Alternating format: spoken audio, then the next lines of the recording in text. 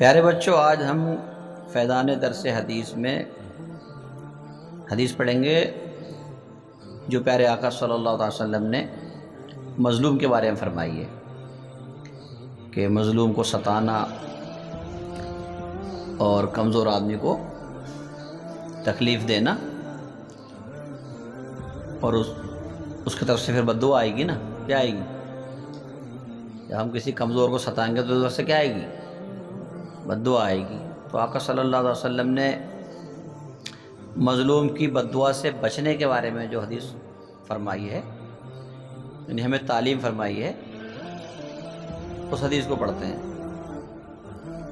پیارے آقا صلی اللہ تعالیٰ علیہ وسلم ارشاد فرماتے ہیں: اتقی دعوت المظلوم فإنها ليس بينها وبين الله حجاب. مظلوم کی بد دعا سے بچو.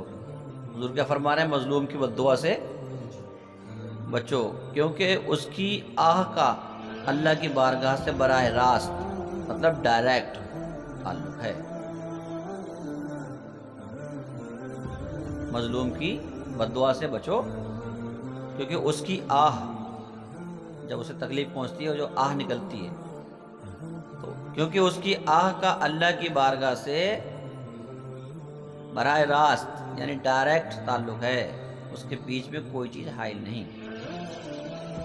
لیس بینہا و بین اللہ حجاب، اس کا مطلب اس کے اور اللہ کے درمیان کوئی چیز حجاب نہیں بنتی. ادھر یہ منہ سے اپنے نکالتا ہے، اپنے جس نے اس کو ستایا ہے اس ظالم کے خلاف جیسے اپنے منہ سے اس کے خلاف دعا کے الفاظ نکالتا ہے، ادھر اللہ کی بارگاہ میں وہ الفاظ قبول ہو جاتے ہیں.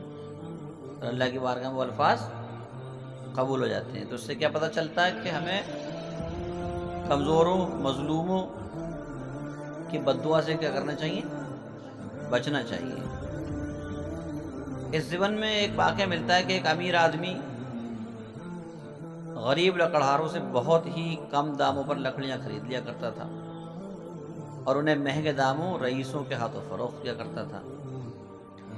ایک فقیر نے اس آدمی کو اس ظلم سے منع کیا، اس کو اس ظلم سے منع کیا کہ یہ بات ٹھیک نہیں کہ کہیں اس سے تمہیں کوئی بھاری نقصان نہ اٹھانا پڑ جائے. مگر اس آدمی نے فقیر کی ایک نہ سنی اور اپنا کام کرتا رہا.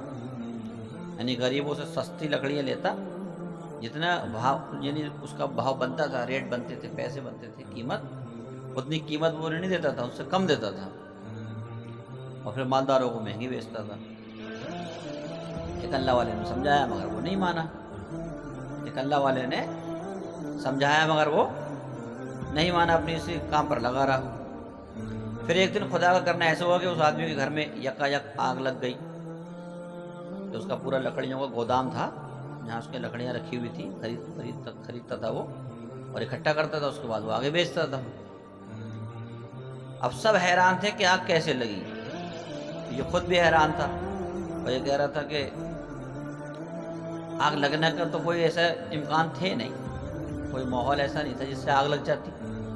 نہ جانے کیسے آگ لگ گئی، نہ جانے یہ کیسے آگ لگ گئی. کوئی ایسا معاملہ تھا نہیں کہ آگ لگ جاتی، کہ کچھ نہ کچھ سبب ہوتا ہے نا آگ لگنے کا. تو کوئی سبب تو ظاہری طور پر دکھائی نہیں دے رہا تھا جس سے مان لیا جائے کہ یہ اس سبب سے آگ لگی ہے.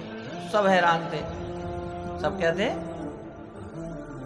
حیران تھے کہ آگ کیسے لگی. اسی وقت اس فقیر کا وہاں سے گزر ہوا، اس فقیر کا جس نے پیچھے اسے سمجھایا تھا کہ بھئی دیکھو مظلوموں کی بد دعا سے بچو، تم جو قیمت بنتی ہے ان کی اتنی قیمت دیا کرو. یہ کم قیمت پہ ان کا مال جبرن تم خریدتے ہو اور پھر مہنگا بیچتے ہو. بس میں نے آپ تو ان کی پوری قیمت تو انہیں دو، ان پر ظلم کیوں کر رہے ہو؟ یہ مظلوم ہیں، کمزور لوگ ہیں، ان پہ ظلم مت کرو، ان کی بد دعا سے بچو. مگر یہ نہیں مانا تھا اور اسی طرح سے ظلماً جبرن ان سے سستی لکڑیاں خریدتا رہا تھا اور اپنا گودام بھرتا رہا، اکٹھا کرتا رہا. تو کیا ہوا؟ پورے گودام میں آگ لگ گئی، گھر جل گیا. بس میں نے آپ ساری لکڑیاں جل گئیں. اب یہ کہہ رہا کہ نہ جانے کیسے آگ لگ گئی. سب حیران ہے، کوئی ظاہری طور پر سبب تو دیکھ نہیں رہا تھا کیسے آگ لگی. تو اسی وقت اس فقیر کا وہاں سے گزر ہوا اور اس نے کہا کہ میں بتاتا ہوں کہ آگ کیسے لگی، میں بتاتا ہوں یہ آگ کیسے لگی. لوگوں نے پوچھا کہ بتاؤ. اس نے جواب دیا کہ غریبوں کی آہ اور مظلوموں کی بد دعا سے بچو. جو غریبوں کی جو آہ تھی اس کا دھواں ہے یہ، اسے لگی آگے. غریبوں اور جو تم نے کمزوروں پر ظلم کیا ان مظلوموں کی آہ کا دھواں ہے یہ، جس سے یہ آگ لگی. وہ دھواں اٹھ رہا ہے وہ ہے یہ، ان کی جو ہے آہ نکلی اس سے یہ آگ لگی ہے. تو ہمارے پیارے آقا صلی اللہ علیہ وسلم نے کتنا پیارا ہمیں میسج اور پیغام دیا، اور ہمیں تعلیم دیتے ہوئے ہمارے آقا صلی اللہ علیہ وسلم نے کتنا پیارا فرمایا. کیا فرماتے ہیں ہمارے نبی؟ اتقی دعوت المظلوم فإنها لیس بینہا وبین اللہ حجاب. مظلوم کی بد دعا سے بچو کیونکہ اس کی آہ کا اللہ کی بارگاہ سے براہ راست ڈائریکٹ تعلق ہے، اس کے بیچ کوئی چیز حائل نہیں. کیا پتہ چلا؟ ہم کمزوروں کو کبھی نہیں ستائیں گے، بلکہ کسی کو بھی نہیں ستانا چاہیے، کمزور ہو یا طاقتور ہو. طاقتور کو تو کوئی ستا ہی نہیں سکتا. خیر، تو کمزور جو ہیں، نادار ہیں، جن کا کوئی نہیں ہوتا، تو انہیں ستانا نہیں چاہیے. میں نے آپ کو پہلے بتایا کہ جتنا زیادہ آپ کو جس کو آپ ستا رہے ہیں سامنے والا کمزور ہے، اتنے جلدی آپ جو ہے اللہ کی اطاعت میں کرو گے. اور اس نے اگر اپنے منہ سے آپ کے خلاف دعا کے الفاظ نکال دیے تو بیڑا غرق ہونے کا پورا اندیشہ ہے. اس لیے کیا کرنا ہے؟ کبھی کمزوروں کو نہیں ستانا، مظلوموں کی بد دعا نہیں لینی. آپ نے واقعے سے دیکھا کہ وہ جبراً لکڑیاں سستی خریدتا تھا اور بڑا اپنے گھمنڈ میں رہتا تھا کہ میں تو مالدار ہوتا چلا جا رہا ہوں اور میرا کون کیا بگاڑ سکتا ہے، میں دولت مند ہوں. مگر کیا ہوا؟ ایسی آگ لگی تو پورا گودام بھی جلا، پورا گھر بھی جلا، سارا مال و اسباب برباد و ہلاک ہو گیا. لوگ تو حیران تھے کیسے آگ لگی، اور انہیں اللہ والوں نے بتایا کہ یہ ان مظلوموں اور کمزوروں پر جو تو ظلم کرتا تھا ان کی آہ ہے، اس سے یہ آگ لگی. اللہ تبارک تعالیٰ ہمیں جو ہے بڑوں کا ادب کرنے اور چھوٹوں پہ شفقت کرنے والا بنائے، اور ہمیں ظالم نہ بنائے. ہمیں ظالم کسی پر بھی ہم ظلم نہ کریں.